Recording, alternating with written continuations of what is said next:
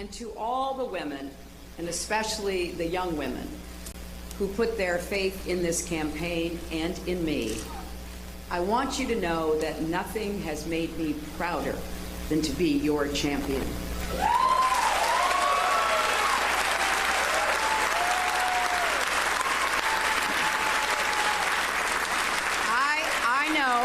I know we have still not shattered that highest and hardest glass ceiling, but someday someone will, and hopefully sooner than we might think right now.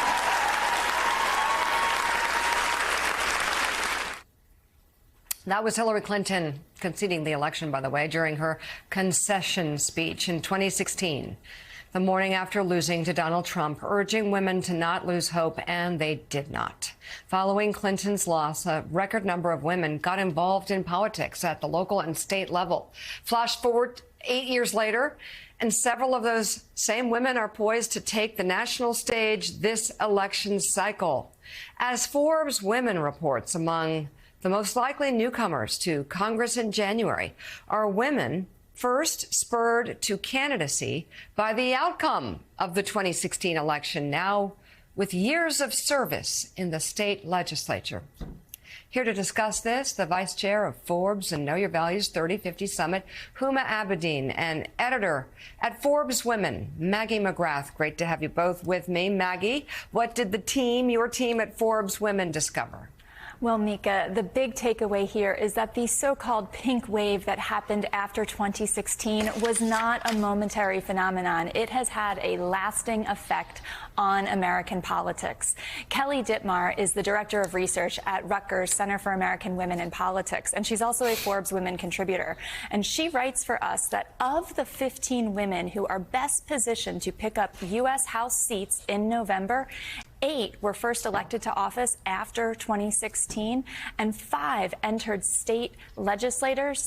state legislators in 2018 alone. It's worth noting that this effect is more pronounced among Democrats than Republicans. In fact, women are almost at parity with men among Democratic House nominees. They're almost 46% of the nominee pool, in large part because they were more successful in their primary races. Now, of course, those are the numbers. Some examples of the women who were inspired to run in 2016 and have state office include Maryland State Senator Sarah Elfreth. In 2018, she made Maryland state history when she was elected to the state Senate. Today, she is favored to win Maryland's 3rd congressional district. Over in Minnesota's 3rd congressional district is a similar story. Kelly Morrison spent most of her career as a practicing OBGYN, but after Trump was elected in 2016, she realized she wanted to have a voice in politics. She was elected to the Minnesota State House in 2018, State Senate in 2022, and today she's favored to win her House district in Minnesota. So I think the conclusion here is that while 2016 brought a loss for women at the top of the ticket, that moment has been a catalyst that has powered down ballot races in the years since. And Huma, watching Hillary Clinton, I mean, you were there, you were deep in it through it all. It was deeply personal and very painful, but you also witnessed firsthand how the former Secretary of State built a pipeline for women to seek higher office. Can you tell us more about the women Maggie mentioned, but also how the dynamics since 2016 have been so motivating to more women like that to run?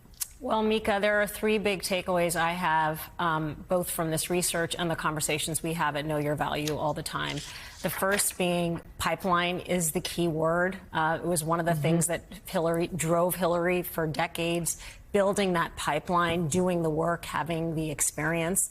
And you know, there's that age-old adage that seeing something makes you believe it's possible. And added to that, you know, to have the loss, to then shift to the surge, which was real. We saw it in 2018. You've heard about the 2 candidates who Maggie just mentioned. I remember 2 women who were colleagues on the campaign, Sarah Jacobs, who now serves as a House member from California, and Haley Stevens, who serves in Michigan. They had the experience, knew what it took. to be in office. And the third piece, which in some ways I think is even more important, is experience.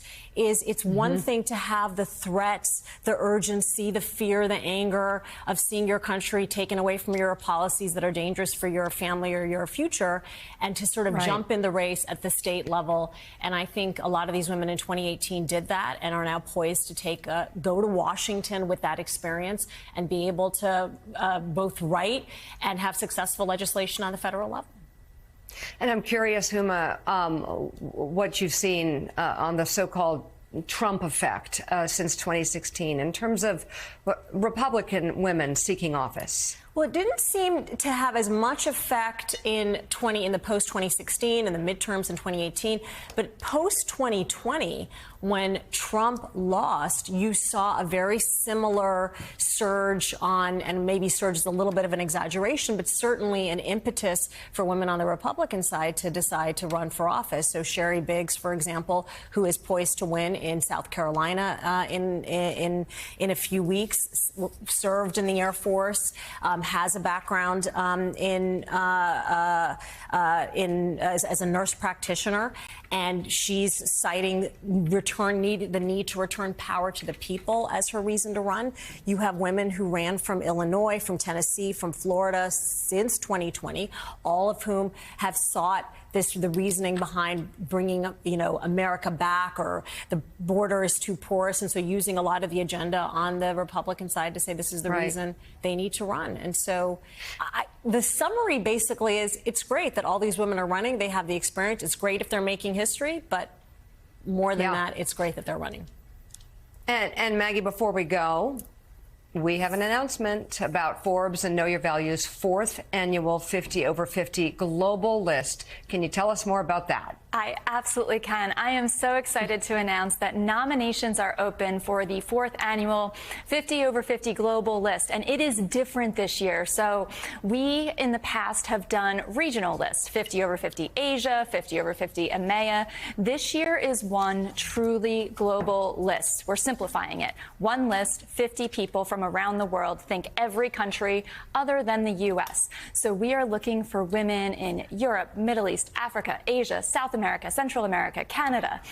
As ever, you have to be over the age of 50 to make this list. What that means is this year you have to be born in 1973 or earlier. So if you have a birth date ending in 74 or later, you are too young. You have until December 1st. I know it's a great phrase. If you're born after 1974, you're too young. But you have until December 1st to go to Forbes.com to nominate someone you admire or to nominate yourself. And we have full nominations criteria on that page on Forbes.com.